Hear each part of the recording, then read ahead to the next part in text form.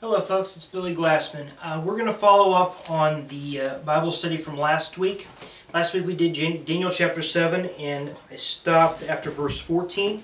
I'm actually going to back up to 13 and put some more context into this. And I told you last week that at the very least we're going to finish chapter 7 today and might even do some of chapter 8.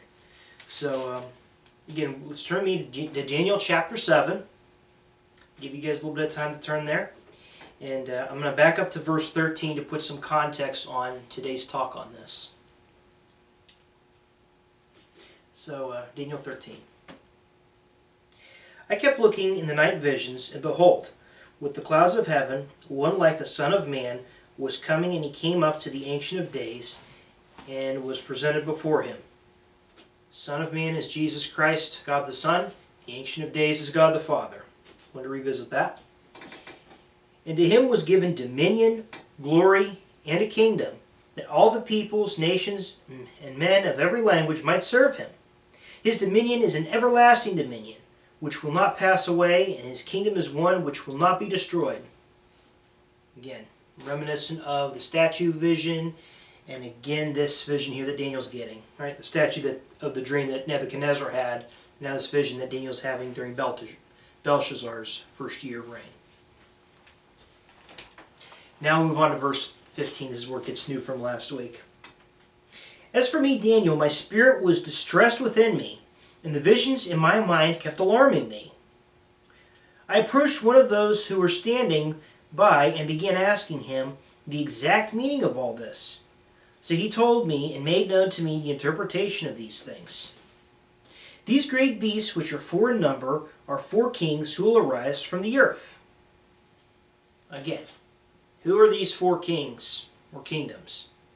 The Babylonian Empire, the Medo-Persian Empire, the Greek Empire, and the Roman Empire. Verse 18. But the saints of the highest one will receive the kingdom and possess the kingdom forever, for all ages to come. Then I desired to know the exact meaning of the fourth beast, which was different from all the others, exceedingly dreadful, and its teeth of iron and its claws of bronze, which devoured, crushed, and trampled down the remainder with its feet. And the meaning of the 10 horns that were on its head, and the other horn which came up, and before which 3 of them fell, namely the horn which had eyes and a mouth, uttering great boasts, and which was larger in appearance than its associates. A lot of details there, and Daniel thought that that was really, really important. I believe that the Holy Spirit guided him to ask that and to get this interpretation. I kept looking, and that horn was waging war with the saints and overpowering them. Until the Ancient of Days came, and judgment was passed in favor of the saints of the highest one, and the time arrived when the saints took possession of the kingdom. Okay, so here's what's going on. This horn, where the interpretation is going to be given shortly, is winning a war against the saints until the Ancient of Days, God the Father, comes and rules in favor of the saints. Basically vindicates them, defends them from the attacks of the horn. Now, who is called the accuser of the saints, or in this case, the attacker of the saints? The devil himself. Satan is, I believe the name is the accuser. And God himself is going to vindicate us by destroying Satan and helping us to win at the very end. Okay. Now we move on to verse 23. Thus he said, the fourth beast will be a fourth kingdom on the earth, which will be different from all the other kingdoms, and will devour the whole earth, and tread it down, and crush it. The whole earth. People at the time would have thought that was the Roman Empire, except for those who made reference to the coastlands, which dwelled in safety. I don't want to get too far into this topic, but even during the era of the Bible, there were people who knew from God saying that there was around earth, that there was a possibility of a whole new world across the great ocean somewhere that maybe we haven't discovered yet. People could have thought that this was Rome at the time conquering the whole known world. Pretty close to it. But there's also this double meaning here that we touched on last week. As for the 10 horns, this is verse 24. As for the 10 horns, out of this kingdom 10 kings will arise, and another will arise after them. He will be different from the previous ones and will subdue 3 kings. This has not been fulfilled yet because we don't know who these 10 kings are just yet. There are lots of theories to this. There's a theory that this could be 10 major nations in the European Union or something else that just hasn't been fulfilled yet. We don't know.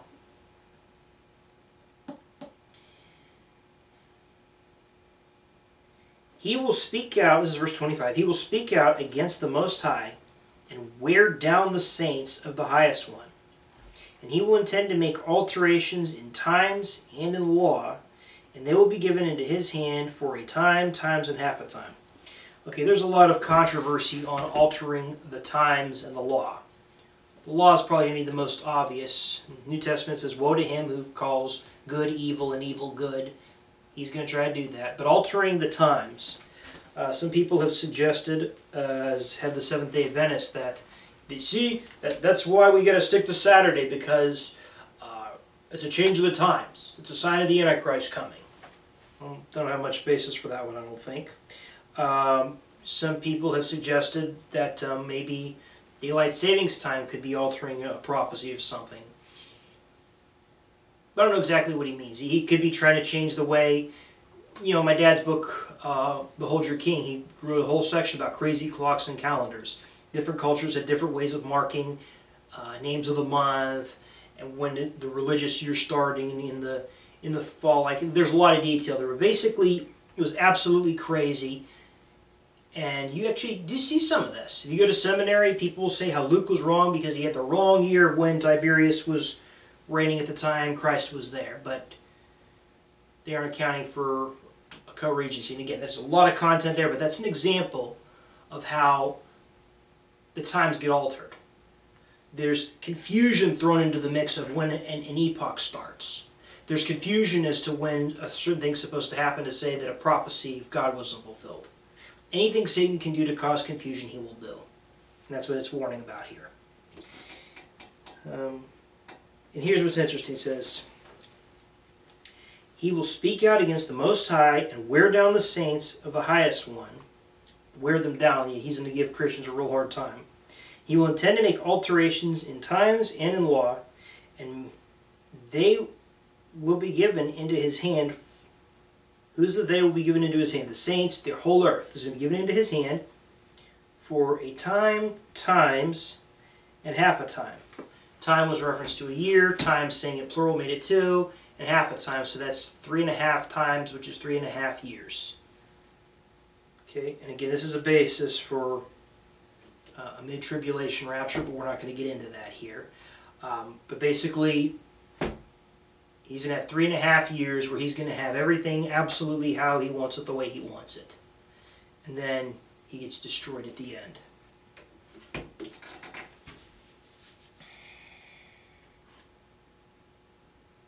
Verse 26.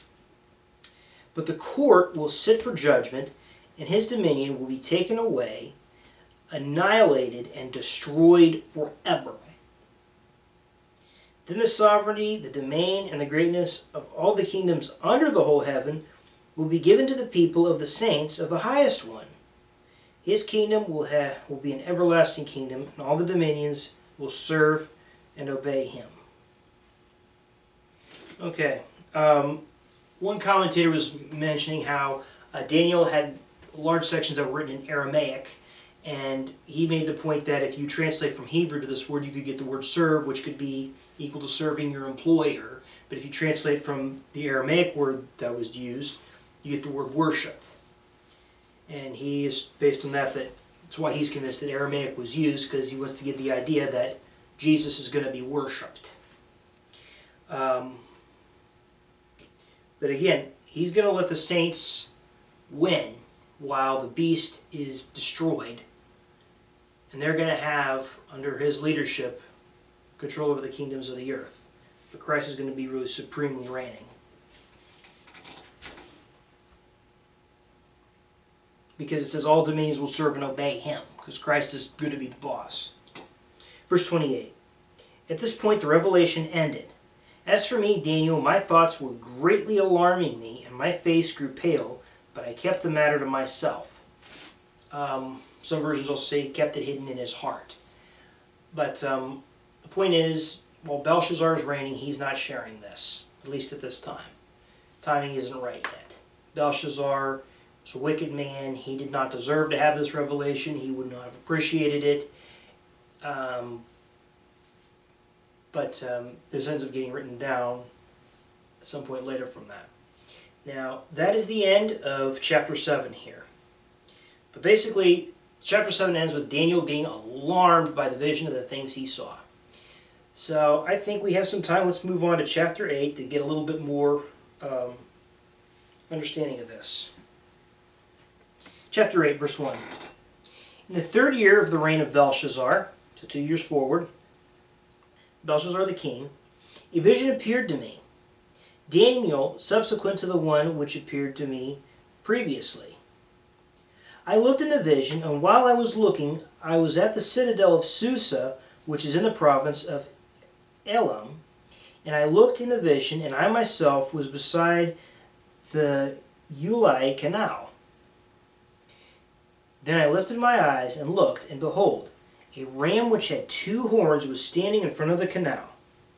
Now, the 2 horns were long, but one was longer than the other, with the longer one coming up last. Okay. This is about to be explained in more detail, but let me just give away the punchline before we come across it. This ram is reference to the Medo-Persian Empire.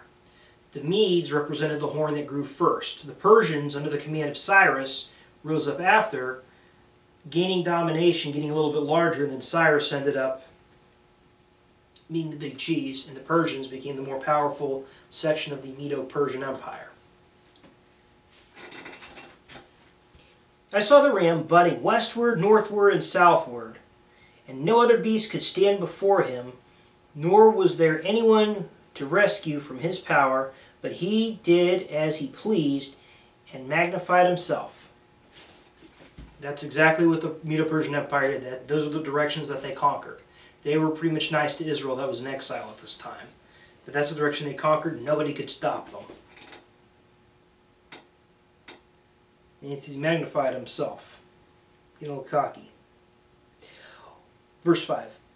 While I was observing, behold, a male goat was coming from the west over the surface of the whole earth without touching the ground.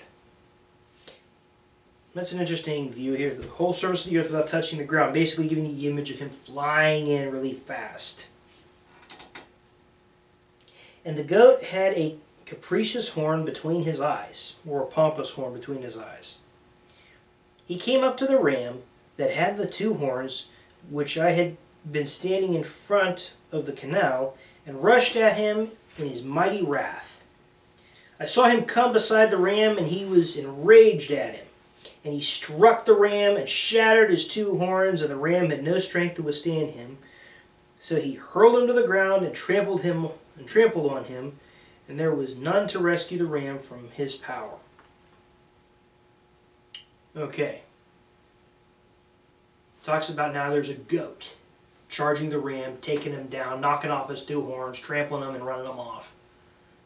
This goat is the Greek Empire. And the capricious horn represented Alexander the Great. King of Macedon at age 20. By age 28 conquers the entire known world at that time. So you see a fulfillment of that.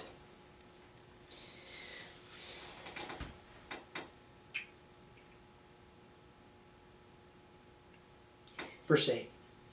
Then the male goat magnified himself exceedingly. But as soon as he was mighty, again, you see another example of an emperor conquering and then getting all cocky and then getting taken down. But as soon as he was mighty and large, the large horn was broken. And in its place there came up 4 capricious horns, toward the four winds of heaven. And I mentioned that this represents the fact that the Greek Empire was split between four generals. Out of one of them came forth a rather small horn, which grew exceedingly great, spread the south toward the east, and toward the beautiful land. Okay, I've seen a couple of different theories as to what this represented, and I actually believe that they're both correct based on the context here. One theory is that the four horns each represented the four different generals who took over the Greek Empire. I mentioned them in the last lecture. And that the capricious horn that grew up on one of them was Antiochus Epiphanes, who grew up out of the Seleucid horn, who controlled Israel at the time. The other theory is that no, that these four horns represent the four kingdoms again, and the capricious horn represents the Antichrist growing out of Rome. I actually believe that they are both represented in this, because what you see here is history setting the stage of what the future is going to look like. And well, we're saying history because this is still the BC era, but for Daniel, this is a few hundred years into the future here for him. But we're going to see how history has a way of repeating itself. I'm going to read verse 8 again. Then the male horn magnified himself exceedingly, a.k.a. got too big for his britches. But as soon as he was mighty, the large horn was broken, and in its place there came up four capricious horns toward the four winds of heaven. Verse 9. One of them then came a fourth, a rather small horn, which grew exceedingly great towards the south, toward the east, and toward the beautiful land. People believe this is the land of Israel. It grew up to the host of heaven, and caused some of the host and some of the stars to fall from the earth, and it trampled them. I could not really find a good definition of why it would make reference to the host and some of the stars fall to the earth and it trampled them down. Stars falling from the earth is a reference used in Revelation, which sounds like nuclear war.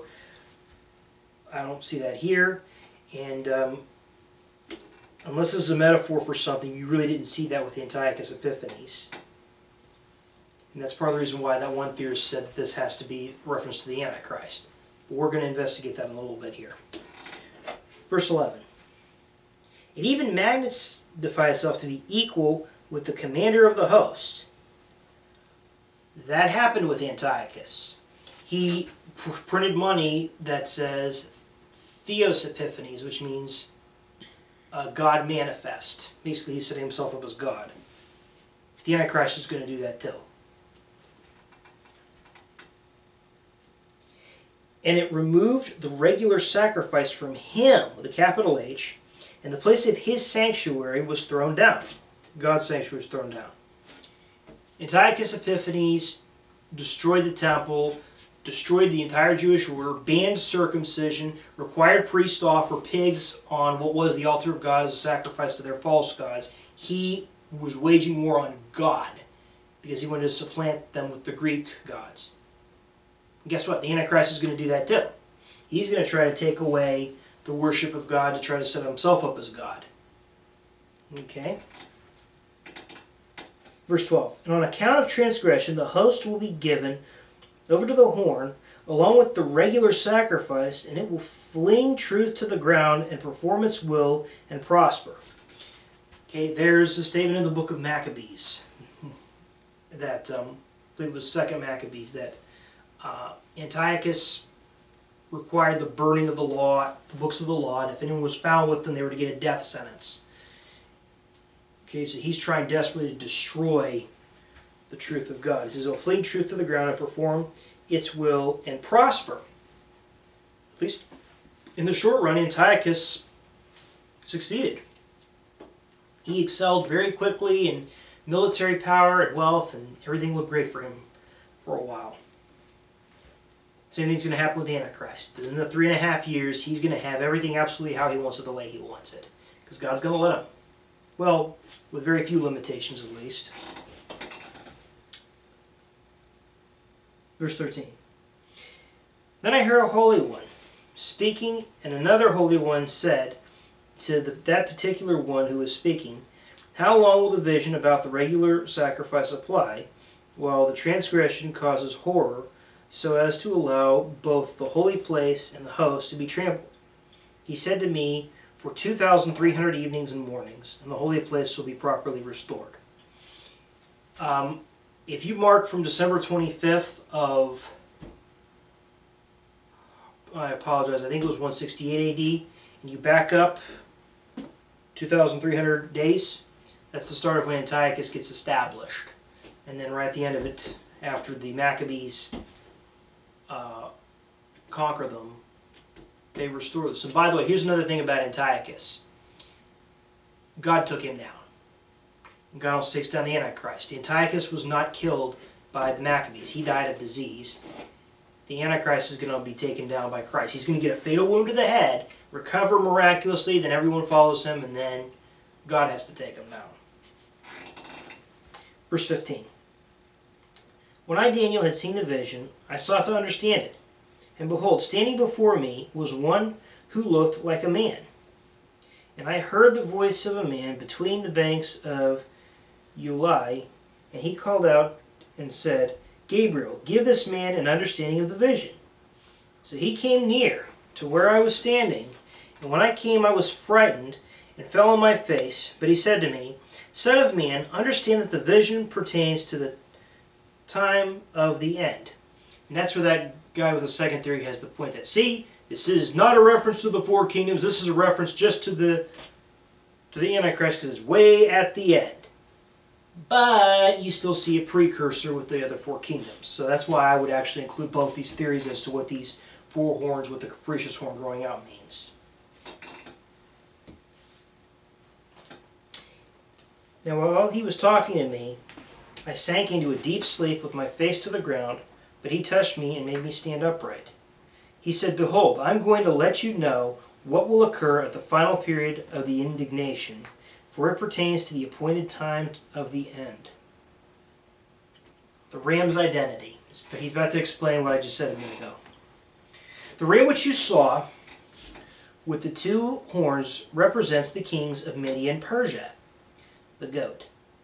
The shaggy goat represents the kingdom of Greece, and the large horn that is between his eyes is the first king, Alexander the Great. The broken horn and the four horns that arose in its place represent four kingdoms which will arise from his nation, although not with his power. This is interesting. It's not with his power, not with Alexander's power. These four kings are going to be empowered by another source. Is it their own power? Let's read on a little more. The latter period of the rule, when the transgressors have run their course, the king will arise, insolent and skilled in intrigue. Okay. Who empowers the beast at the end times? Satan.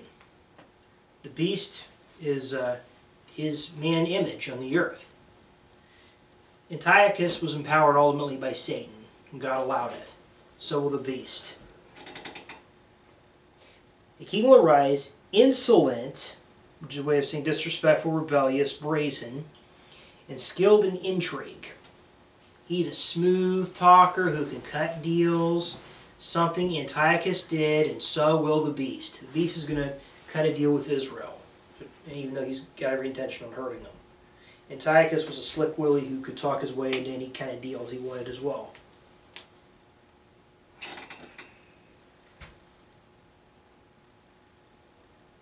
His power will be mighty, but not by his own power. Again, Antiochus was empowered by Satan, so will the beast be.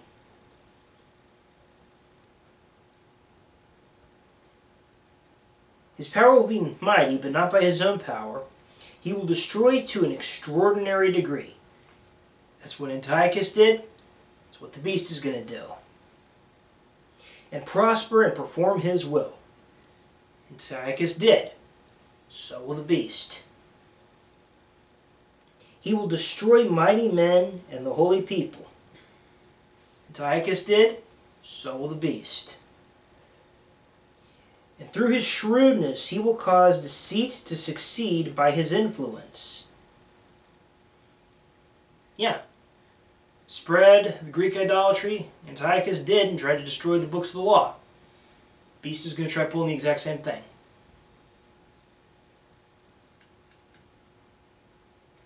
And he will magnify himself in his heart and will destroy many while they are at ease. Do I have to keep saying this? This is repeated with Antiochus, and it will be again with the Antichrist. He will even oppose the prince, with a capital P, of princes. He's going to oppose Christ. That is what Antiochus did when he tried to destroy the sacrifices and say, no, you're going to offer pigs to our idols. The beast is going to try to do him by saying, no, you're going to worship me. But he will be broken without human agency. Antiochus died of disease. The beast is going to be destroyed by Christ. The vision of the evenings and mornings which had been told is true, but keep the vision secret, for it pertains to many days in the future. So there are probably some details Daniel didn't give, but at the very least he withheld this from Belshazzar.